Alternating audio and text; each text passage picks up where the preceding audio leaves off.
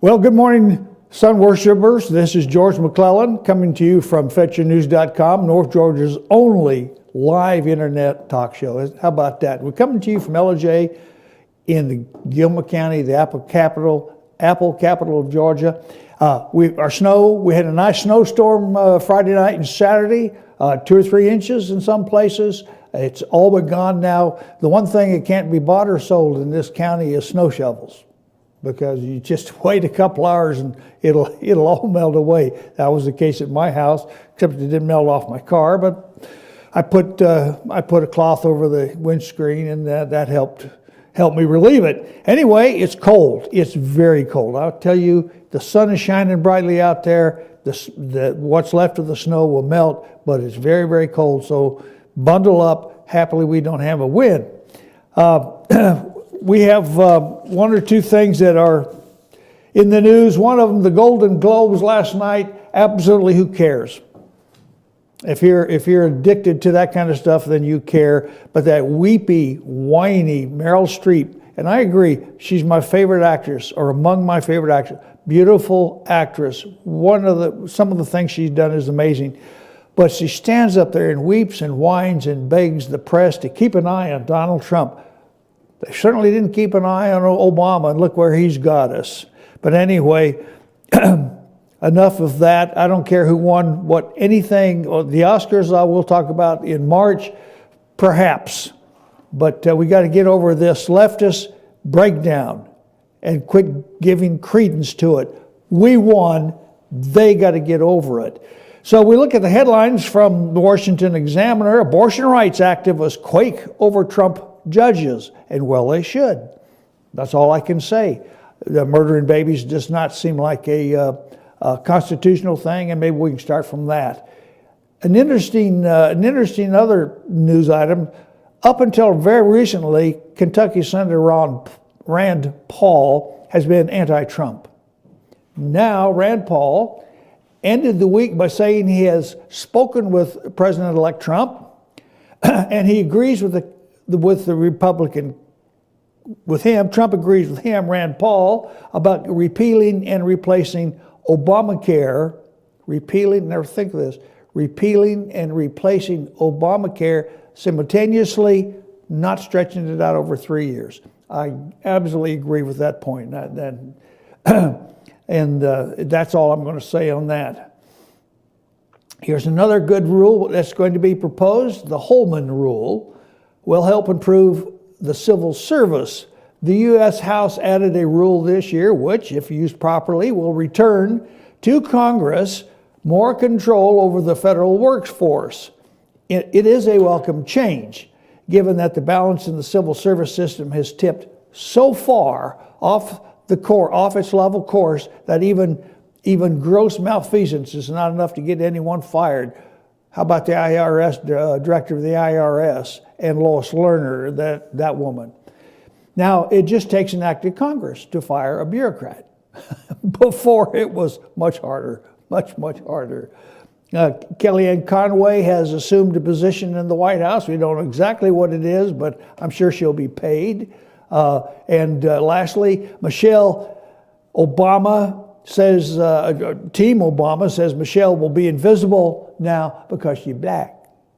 Well, if she wants to be visible, maybe she ought to get her license back, her law license back, and try to make a restart so she can run for congressman or senator from the state of Illinois if she's not one of the victims murdered there. No, one of the black victims murdered there. I mean, their murder rate, black on black, is so high, it's just shocking. One last thing from the Examiner I think I ought to tell you. Right now we have the largest redeployment of U.S. troops since the Cold War in Germany, and an entire brigade has arrived in Bremerhaven, Germany. Now, Bremerhaven's up on the north coast, and just a few miles away, and I mean a few miles away, is Poland.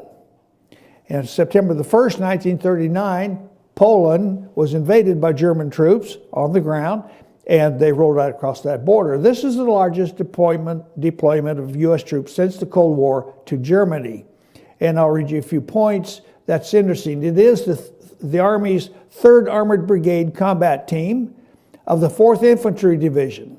And it arrived on Friday and began its process of deploying its heavy equipment, including tanks, mobile artillery, armored vehicles.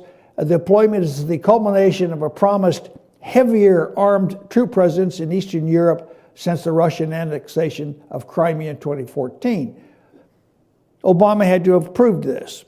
Obama has also sent in extra special forces troops into Ukraine, and I reported that last week, to bolster their frontline forces. Now what they're doing, I don't know. I do not believe they're shooting at Russians, because I think Trump has another idea of what should happen with the Russians. We can't afford a war.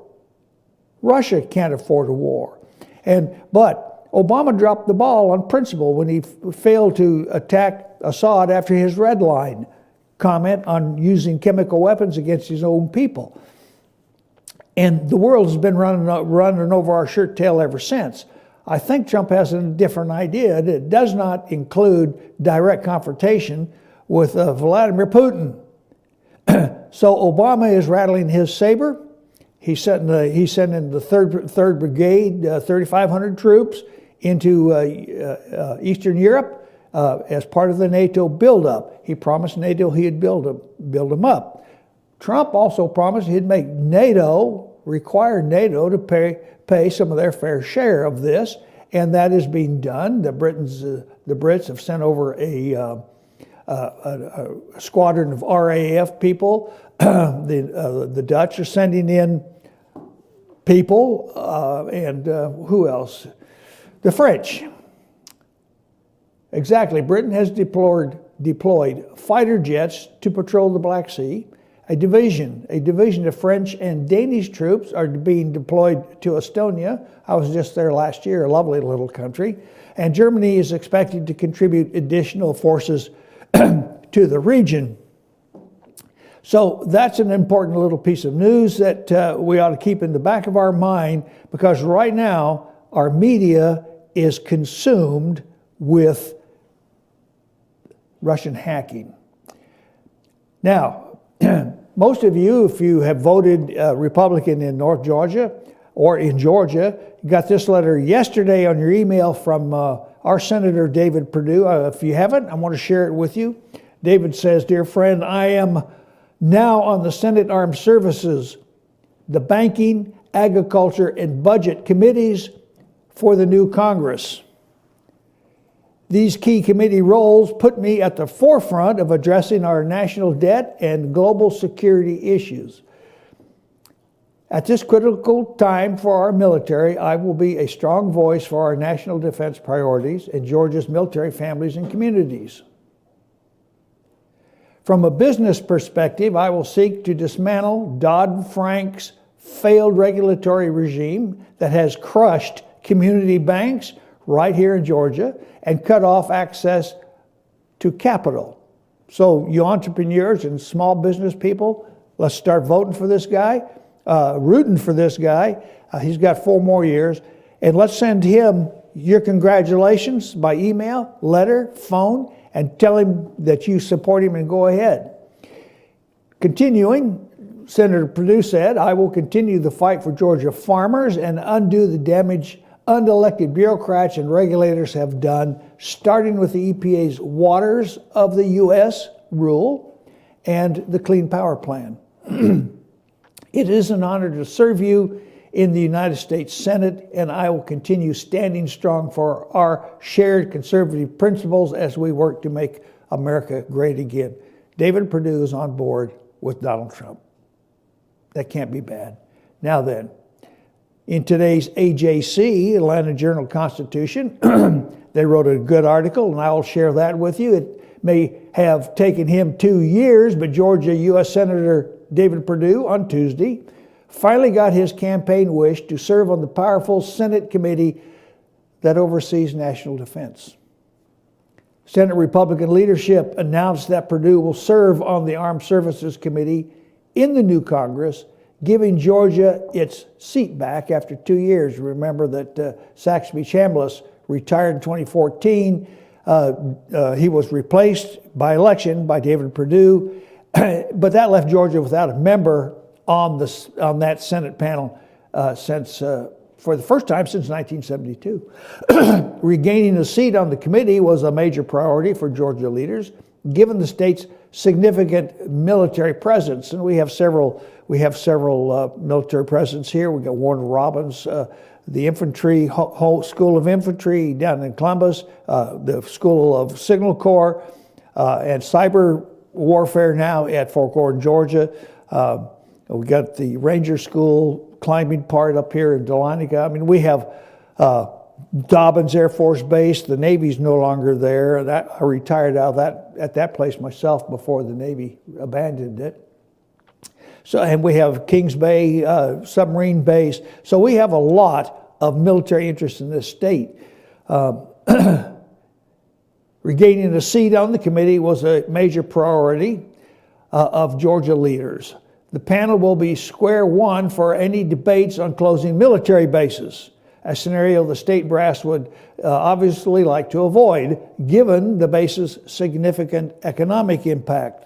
It is our responsibility to support our military and ensure our troops have the tools they need to protect our homeland and support our allies around the world. Perdue said in a statement, "We must also look for ways to streamline operations of the Department of Defense so we can dedicate more of our resources to completing our military's mission and preparing for future challenges." Well, he's right in line with President-elect Trump, who wants to cut waste, fraud, and abuse from the DOD, duplicative programs, that sort of thing. Perdue on Tuesday also snagged a spot on the Senate Banking Committee, which will put the former Fortune 500 CEO, Perdue, at the center of efforts to roll back the Dodd-Frank financial regulatory overhaul. In order to get on those committees, Perdue dropped his membership on two other panels, the Senate Judiciary Committee, which will vet Donald Trump's Supreme Court and Attorney General nominees, and the Senate Foreign Relations panel, where he had chaired a subcommittee overseeing the State Department.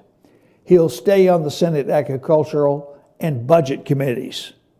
So that's our David Perdue is advancing in importance in the Senate after 2 years. That's what happens when you put business people, honest business people, in places of authority where they can make changes. Meanwhile, Johnny Isakson is expected to stay on as chairman of the Senate Ethics and Veterans Affairs panel. Committee membership will vote on these chairmanships in the days ahead. Isakson will also stay on as a member of the Finance and Health, Education, Labor, and Pensions panels, which will put him at the very center of any confirmation battles over Tom Price. Tom Price authored the Health and Human Services, the new health plan, and he's to be the Health and Human Services Secretary if he passes. So there we are. It's we're moving ahead, and we're moving ahead rapidly, despite what we are being told by Chucky Schumer. My goodness, Chucky's still out there. So anyway, it's time for a few commercials. Take a little break. We'll see you on the other side. Are we ready, Cole? All right, take us out of here.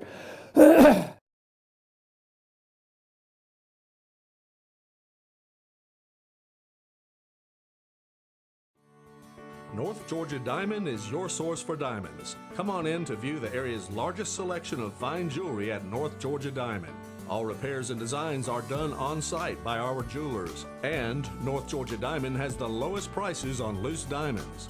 You can also sell your gold, silver, and coins at North Georgia Diamond between Walmart and Lowe's in East Ellijay. Locally owned by Bill and Allison Craig, North Georgia Diamond is your source for diamonds in North Georgia.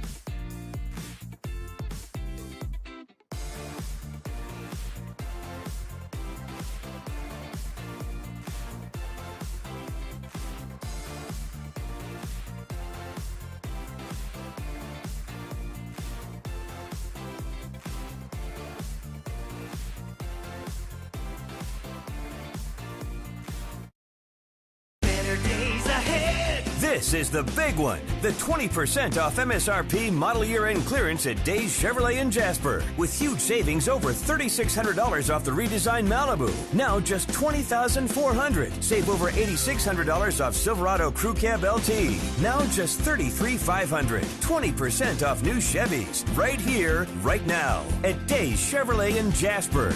Better days ahead, Days Chevrolet. Find new roads. El Rey and Ellijay. El Rey Mexican Restaurant. Family owned and operated, and a local favorite for families, parties, and meetings. Great prices. Friendly service and delicious Mexican cuisine. Patio dining available. Come sing in Carlos's Cantina every Friday 9 to 1. Eat in or take away. Same location for 14 years. Open 7 days at the corner of Maddox Drive and 515. North Georgia's favorite Mexican cuisine. El Rey. El Rey and Ellijay.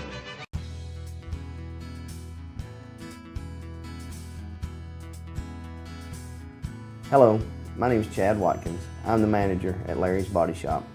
We are a family-owned and operated business and have been serving the North Georgia area since 1978. We are located at 1216 Progress Road in Ellijay, Georgia. Our shop specializes in collision repair and we work with all major insurance companies. Larry's Body Shop is ICAR Gold, the highest role of training recognized by the collision repair industry. It is estimated that only 10% of collision shops meet these standards. Our shop consists of state-of-the-art equipment such as laser measurement system, down-drive spray booth, spot and MIG welding equipment. All of our paints are mixed on site so that we can guarantee your paint to match every time. I know that having an accident can be a stressful event. We take pride in making sure our customers are satisfied with the repair of their vehicles. Our waiting area is clean and comfortable with free Wi-Fi and refreshing beverages. So if you're in an accident, stop by and see us at Larry's Body Shop.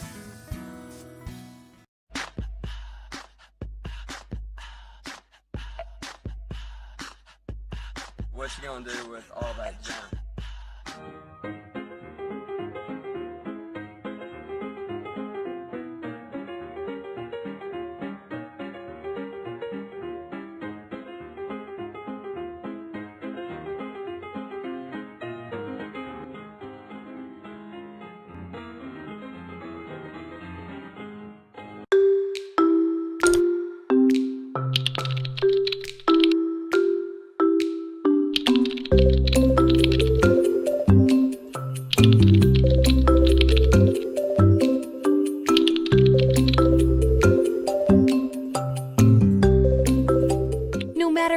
Looking for in a vehicle, start your search at Schottenkirk Ford Jasper. We've simplified the process so you can move on to what matters, your family.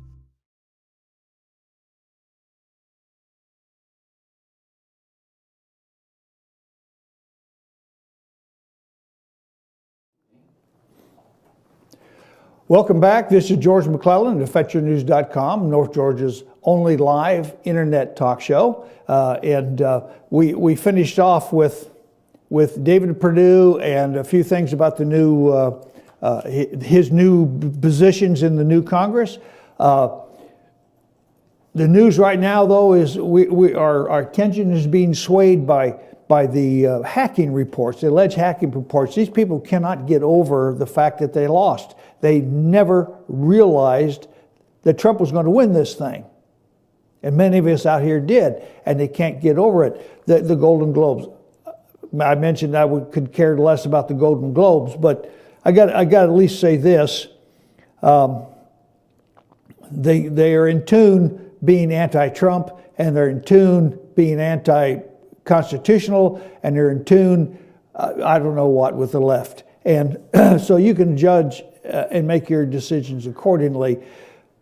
Having said that, another headline that I'd like to discuss for a minute, the Democrats planning stall tactics for Trump's cabinet picks this week. And of course, they're going to start with today with Tillerson, who's Trump's nominee for Secretary of State, and they're going to try to ram him into a hole. I don't think they're going to succeed, and I think because thanks to Harry Reid, the Republicans are going to use that nuclear option and push through all of these these appointees. Now, Sessions, of course, is the important one as Attorney General. He was, before he was a senator, and he was running for, he had been appointed for a federal judgeship 30 years ago or so. The Senate killed that nomination.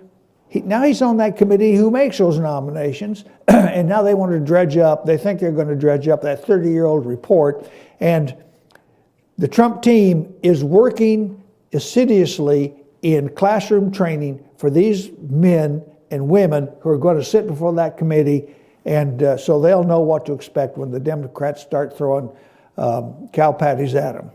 It's coming. And I think we'll be on the right side of history on this one. I think Harry Reid set the tone.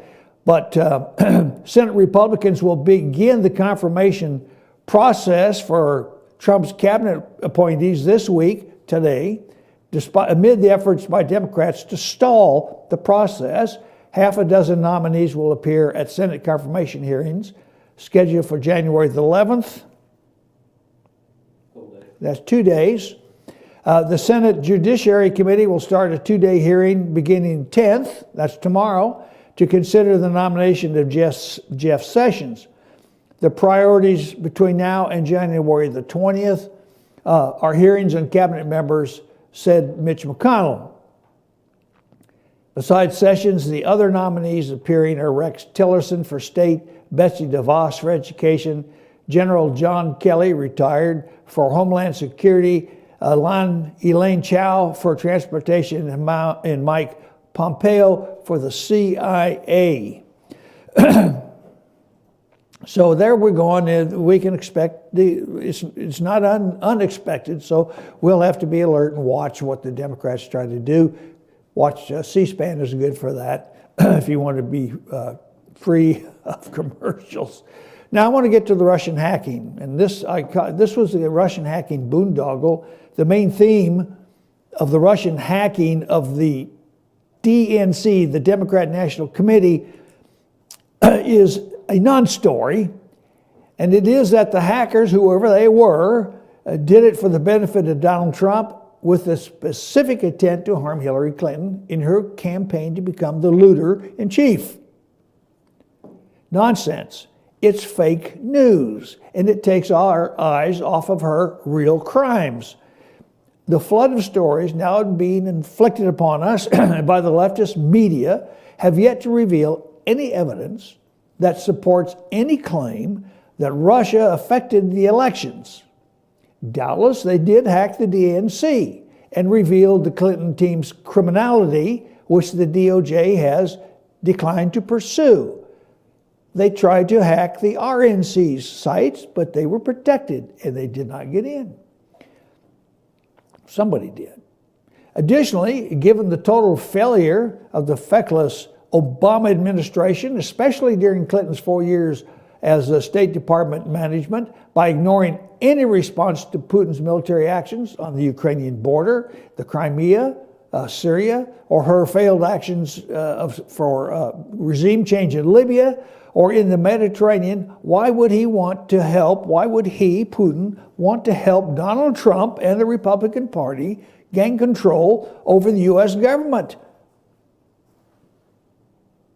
Clinton would be his logical and obvious choice, a weakling, somebody he knows how to manipulate. He's already got all our emails. Trump's a tough guy. So is Putin, and they both know that. The media scenario makes no sense whatever. Even if we were to assume that Putin is an idiot, which he isn't, he most certainly knows that when the U.S. president has the support of the Congress and the Americans who put him there, that he is much more powerful than that fool who has been presiding over a divided America as we have suffered under since 2008. The hacking revealed the DNC and its candidate to be dysfunctional, overzealous, careless, and arrogant in its approach to handling official U.S. government communications by using Hillary's unauthorized email servers. The DNC, overrun as it is with folks that have no use for each other and are not in the least bit reticent about carelessly putting that in writing, It should come as no surprise that they were easily hacked or that her campaign ultimately collapsed in frustration, frustrating the Democrats, or what's left of them. And they are now blaming everybody and anybody but themselves for their loss. Right now it's the Russians. Excuse me, I've got a frog in my throat. It's got to be the change in the weather. It was evident that the Democratic Party was deeply divided over their choice of who should be their presidential candidate. The DNC was not. Hillary was to be their candidate. To assure that, the fix was in. All the Democrat wailing, gnashing of teeth, and rending of garments notwithstanding, she ultimately herself lost the election. The leftist media news claims is not evidence that her loss was the intent of the hackers. To claim that is fallacious reasoning indeed. Add to the fact that no one has offered any evidence whatsoever that even a single popular electoral vote was swayed by the release of the DNC information, let alone by the pleas of the leftist Hollywood elite. It's then we realize we have experienced the worst example of failed representative government since King George III. 2, the far left media has focused our attention solely on the issue of hacking, while ignoring the crimes they created or they revealed.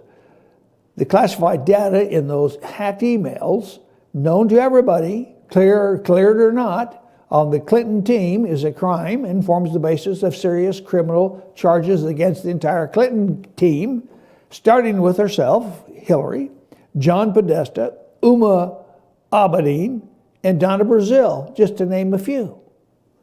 Americans will not be satisfied with the new Republican government until that government allows justice to take its course, without political influence from mere politicians. Clearly, it is revealed that the highest levels of our intelligence agencies, including the FBI and the Department of Justice, especially those two, have been so politicized that they may eventually be a danger to the country they are pledged to protect. Now, that's my thought on that. Remember, freedom is the goal and the Constitution is the way.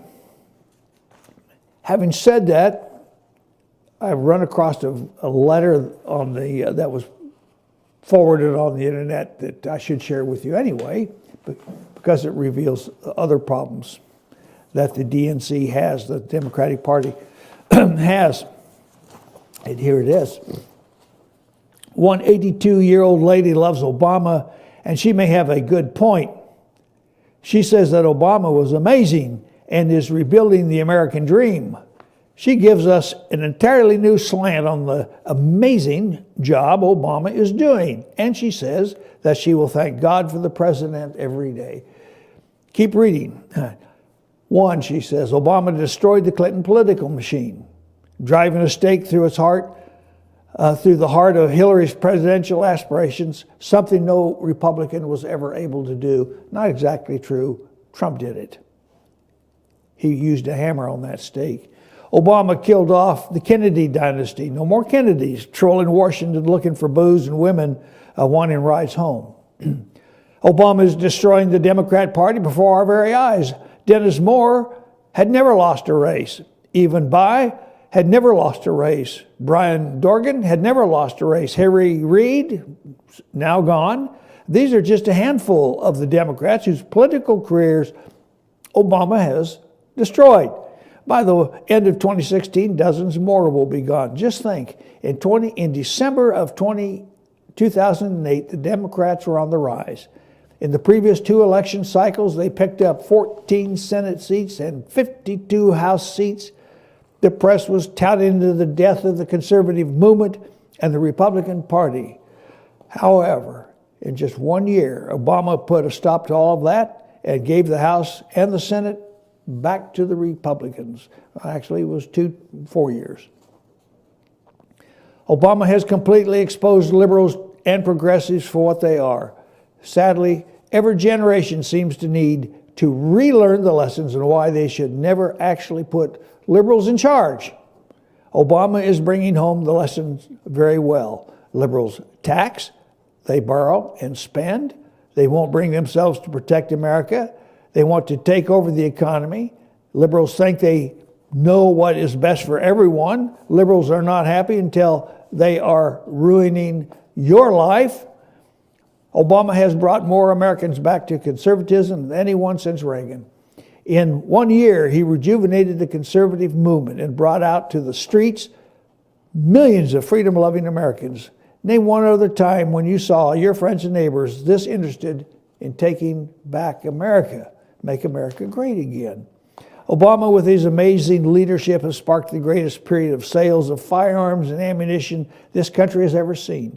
Law-abiding citizens have rallied and have produced a stimulus to the sporting goods field, while other industries have failed, faded, or moved on, or moved offshore. In all honesty, 1 year ago, I was more afraid than I have ever been in my life. Not afraid of the economy, but afraid of the direction our country was going. I thought Americans have forgotten what this country is all about.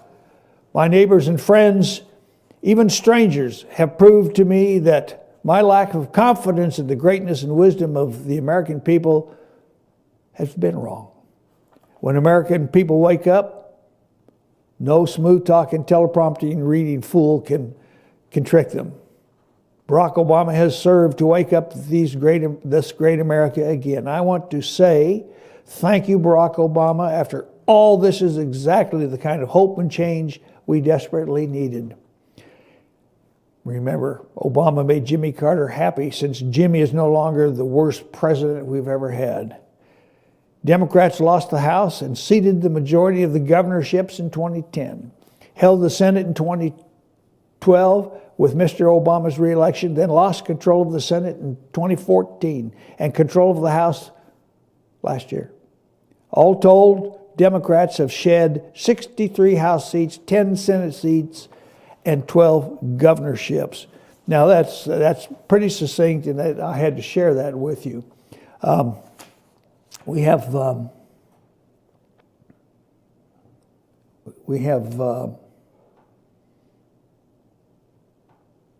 one or two more points that I wanted to share with you. That give me a second, and I'll come up with it. Here we go. It's again, I like to refer to the Washington Examiner. They have a pretty good short brief.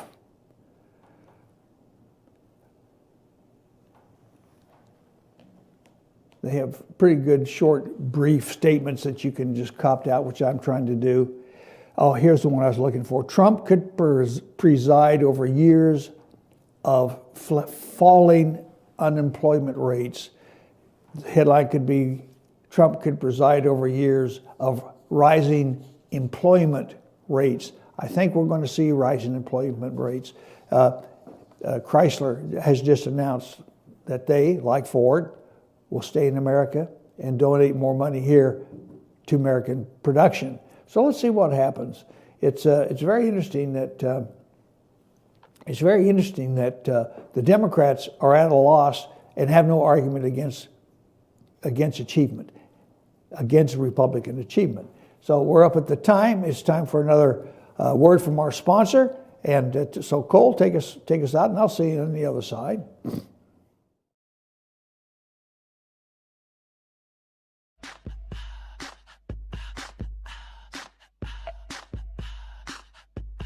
What you gonna do with all that junk?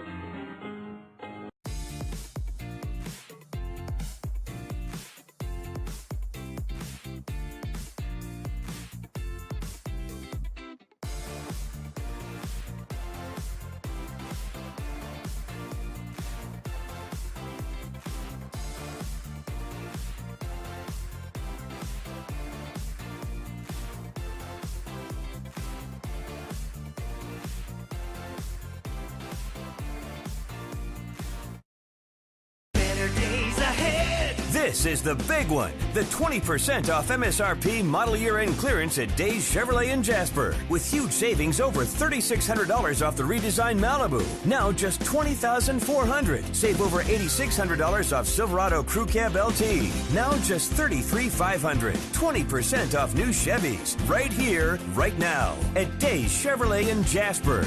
Better days ahead, Days Chevrolet. Find new roads. El Rey and Ellijay.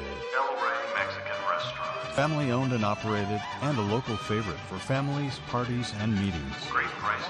Friendly service and delicious Mexican cuisine. Patio dining available. Come sing in Carlos's Cantina every Friday 9 to 1. Eat in or take away. Same location for 14 years. Open 7 days at the corner of Maddox Drive and 515. North Georgia's favorite Mexican cuisine. El Rey and Ellijay. North Georgia Diamond is your source for diamonds. Come on in to view the area's largest selection of fine jewelry at North Georgia Diamond. All repairs and designs are done on site by our jewelers. And North Georgia Diamond has the lowest prices on loose diamonds. You can also sell your gold, silver, and coins at North Georgia Diamond between Walmart and Lowe's in East Ellijay. Locally owned by Bill and Allison Craig, North Georgia Diamond is your source for diamonds in North Georgia.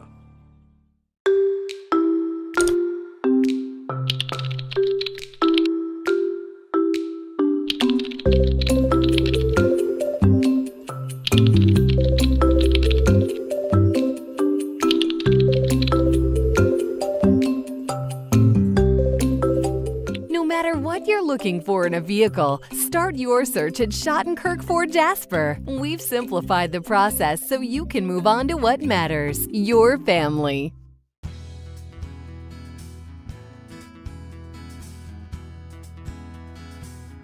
Hello, my name is Chad Watkins. I'm the manager at Larry's Body Shop. We are a family-owned and operated business and have been serving the North Georgia area since 1978. We are located at 1216 Progress Road in Ellijay, Georgia. Our shop specializes in collision repair and we work with all major insurance companies.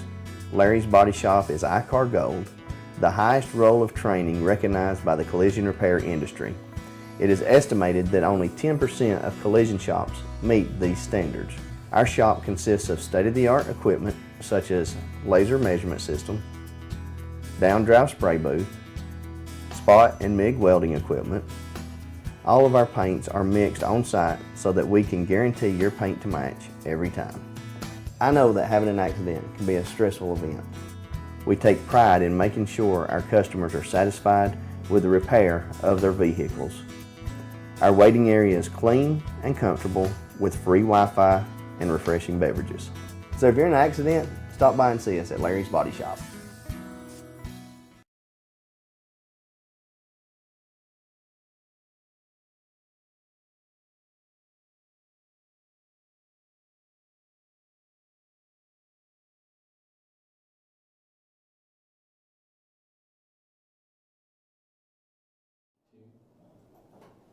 Well, welcome back, fun lovers. This is George McClellan coming to you from FYN TV, FetchYourNews.com TV, North Georgia's only live internet talk show. If you want to talk, call me. I'm at 706-889-9700, or you can reach me at george@FetchYourNews.com if you just want to sit down at your computer and type out something, pro or con. It makes no difference. We'll listen to it, we'll talk about it, and we'll talk with you.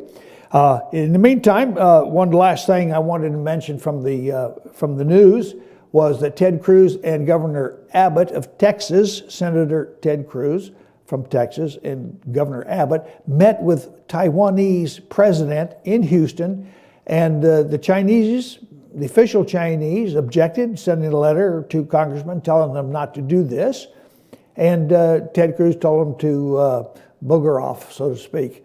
It is not the Chinese decision to tell an American politician that they cannot talk with an ally who they support militarily and are pledged to anyway. So we'll see where that's going. It might be the end of the rapprochement between China and Russia in the U.S., but we'll see. There's a new sheriff in town. Just remember that, and it's not impossible that we'll see some movement on the horizon. China we know now is just grabbing all of the South China Sea and making it theirs.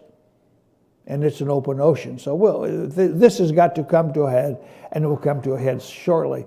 Now, this will be my last word on hacking. The hacking finally came down to some intelligence reports from 17 agencies. Just don't believe that. Don't believe that. Now, this is what I put down. It's those pesky IC intelligence reports. The media, including Fair and Balanced Fox News, has bought into the left's narrative that Russia gave the election to Donald Trump by hacking the DNC, revealing the DNC's secrets, thus costing Hillary Clinton the presidency. That's the narrative. The IC reports said so. You got to believe it because our intelligence committee said so.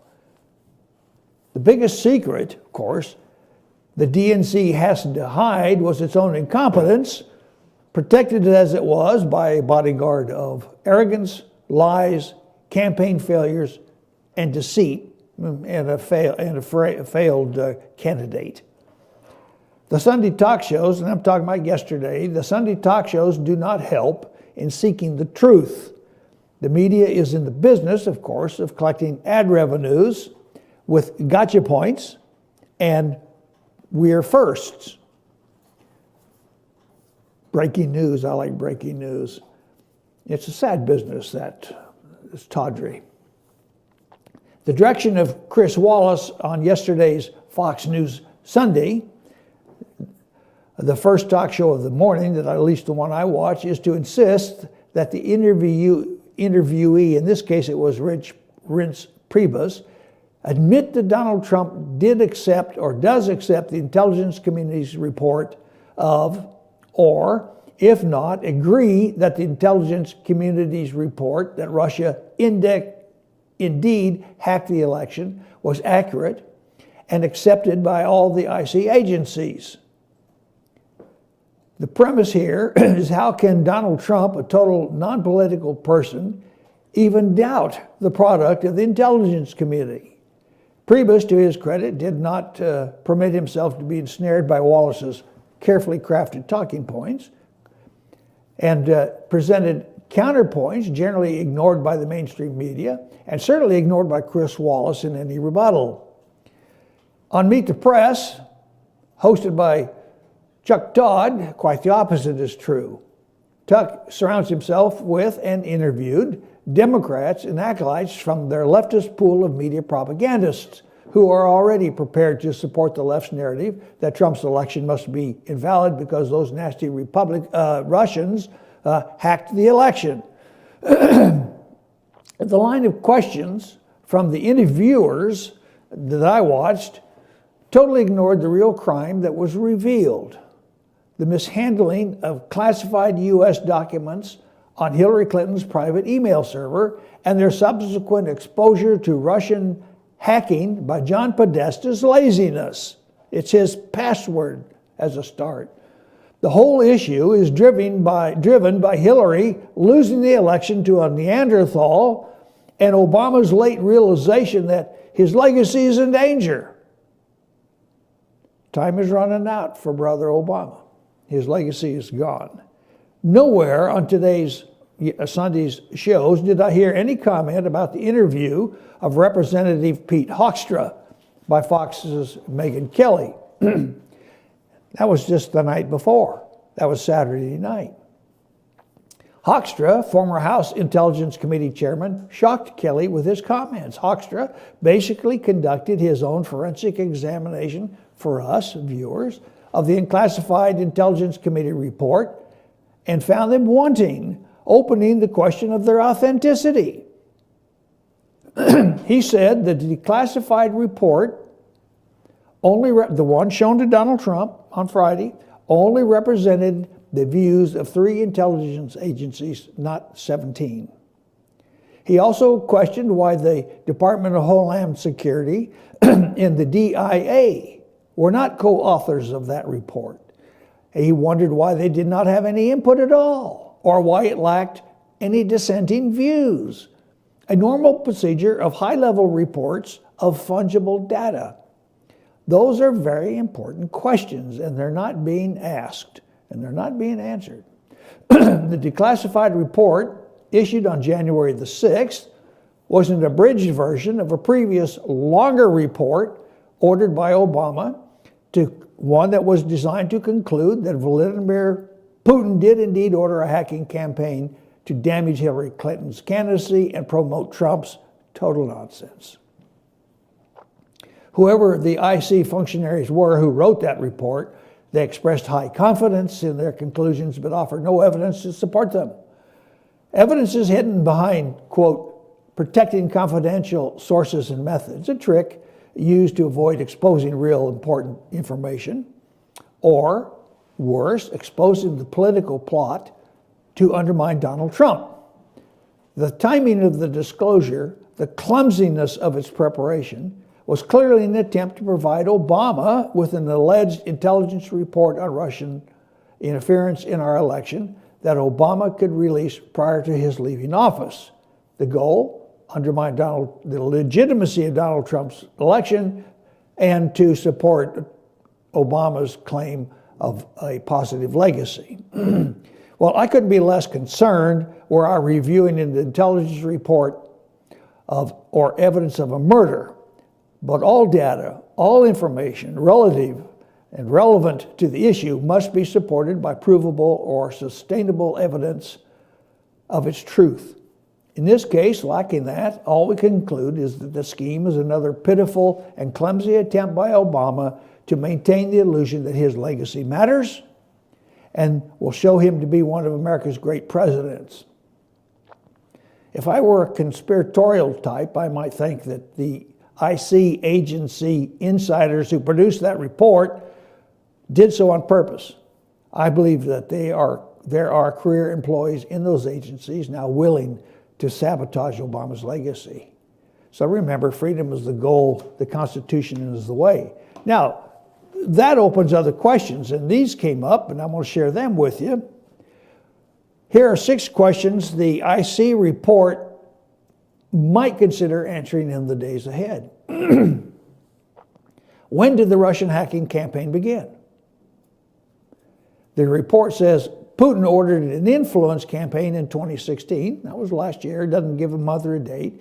It also says Russia's intelligence services gained access to the DNC's computer system in July 2015, yet the DNC did nothing to provide safety to their internet security, including Hillary's private servers. And it was a part of an effort targeting both Democrats and Republicans, as well as individual campaigns, think tanks, and lobbyists. The IC report also notes that some of Russia's professional trolls, started to advocate for President-elect Trump as early as December 2015. This could be a simple writing problem, or it could be something more significant. Is the report saying Putin ordered the 2016 campaign in 2015? That's a question that needs to be answered. Is it saying that Russian activities in 2015 were routine operations to mess with U.S. institutions and then became part of the Putin-ordered campaign in 2016? Or is it saying something else? They all believed Clinton was going to win. Way back then, they thought she was going to be the winner. Nobody thought Donald Trump was going to win. Question number 2, was the Russian campaign intended more to help Donald Trump or undermine Hillary Clinton? That report says Putin ordered the 2016 campaign to, quote, undermine public faith in the U.S. democratic process, denigrate Secretary Clinton, and harm her electability and potential presidency, close quote. That's in the IC report. The report goes on to say that at some point, Putin developed a clear preference for Trump. But it also says that Moscow's approach evolved over the course of the campaign based on Russia's understanding of our electoral prospects of the 2 main candidates. They still thought Clinton was going to win. When it appeared to Moscow that Clinton was likely to win the elections, the Russian influence campaign then focused on undermining her expected presidency as if she couldn't have done that herself. This suggests some sort of shift in the Russian campaign, but when? What does it mean when the report says, quote, when it appeared to Moscow that Clinton was likely to win? And that's followed by a question mark. Because if the Russians were following U.S. coverage and commentary, it always appeared that Clinton was likely to win. From the primaries to the Democratic convention through the general election. In other words, during the entire of that political campaign, the consensus of the American commentariat, our media, left-wing media, was that Clinton was likely to win. Did the Russians agree or disagree? Or did they have an insight into the polls or simple clairvoyance that Nate Silver didn't? Or was the Russian campaign overwhelmingly devoted to undermining Clinton's expected presidency? Those are some good questions, and they have to be considered. How much of the Russian campaign was garden variety propaganda? Well, probably most of it. Probably. That's why if they made the releases, they made it through WikiLeaks. Propaganda. The report says Russia's state-run propaganda machine, comprised of its domestic media apparatus. I mean, everybody's got internet. They've got Twitter, and they've got Facebook, and they've got the RT outlets targeting global audiences. And Sputnik and a network of quasi-government trolls contributed to the illusion, to the influence campaign by serving as a platform for Kremlin messaging to Russians and international audiences. They could care less about international audiences. Were they not going to influence this election one way or the other? The report devolves more space to analyzing Russian television into Russian TV network than it does to hacking.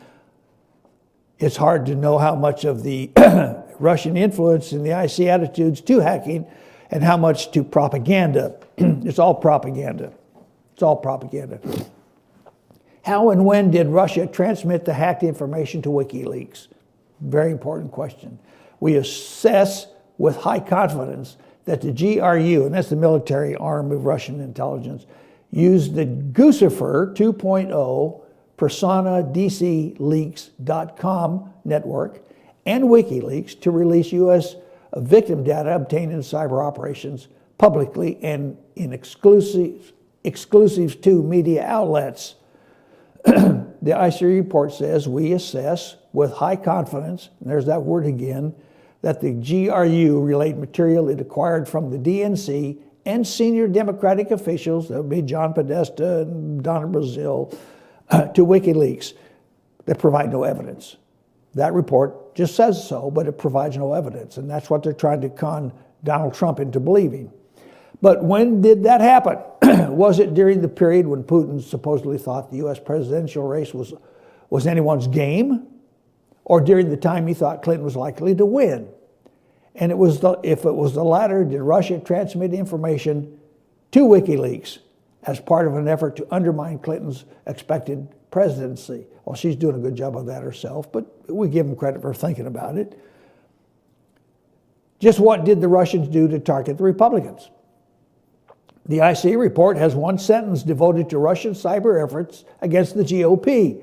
Russians collected on some Republican-affiliated targets, but did not conduct a comparable disclosure campaign. Why? There have been reports that the Russians attempted to hack the RNC, but those efforts were unsuccessful. So there we go. Lastly, why can't the IC report release more? Intelligence officials have already leaked classified parts of the report. Recently, the Washington Post, a left-leaning newspaper, reported that the U.S. intelligence agencies intercepted communications in the aftermath of the election in which Russian officials congratulated themselves on the outcome. The Post also reported the intercepted messages revealed top officials in Russia anticipated that Clinton would win. There will likely be many more leaks to come. So I think Clinton better find herself an offshore base to live at. And I've ended my hour, and I want to thank you for listening. If you want to contribute, come back to me at george@fetchernews.com if you have anything to say. Those questions I read were provided from the Washington Examiner, today's edition, and they were written by Byron York. I highly respect Byron York. So anyway, there we are. Take us out of here. Cole?